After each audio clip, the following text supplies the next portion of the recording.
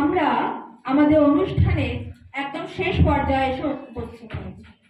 আমাদের আজকে অনুষ্ঠানের শেষ পর্যায়টি হলো কবিতা, যা আমাদের পাঠ করে শোনাবে সপ্তম শ্রেণীর ছাত্রী অদ্রিজা সরকার। আমরা ওকে মঞ্চে ডেকে নেব। মাননীয় অধ্যক্ষা মহাশয়া সহ অধ্যক্ষা, শিক্ষক শিক্ষিকাগণ এবং আমার প্রিয় সহপাঠীরা, সকলকে জানাই বিবেকানন্দ জয়ন্তীর আগমন শুভেচ্ছা। আমি অদ্রিজা সরকার, সপ্তম শ্রেণীর ছাত্রী, খ বিভাগের ছাত্রী। আমি এখন পাঠ করতে চলেছি স্বামী বিবেকানন্দ নামক কবিতাটি। লিখেছেন কবি রামপদ মণ্ডল। যাহার শিক্ষায় যুব সমাজ পেলেন জ্ঞানের আলো, তাহার শুভ জন্মদিনে বিবেক আলোচনা।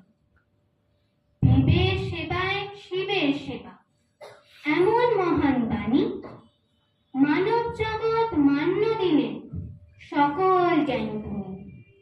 সেবার লাগি স্কুল ও কলেজ গড়ের শিল্প শিক্ষা, কর্ম যতই মহান ধর্ম স্বনির্ভরের দীক্ষা।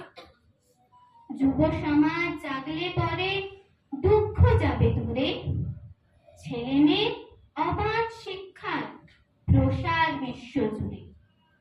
ওঠো জাগো লক্ষ্য নিয়ে, ঝাঁপিয়ে পড়ো কাজে, স্বামীজির আজ বাণীর আলো জ্বালাও জীবন মাঝে। ধন্যবাদ।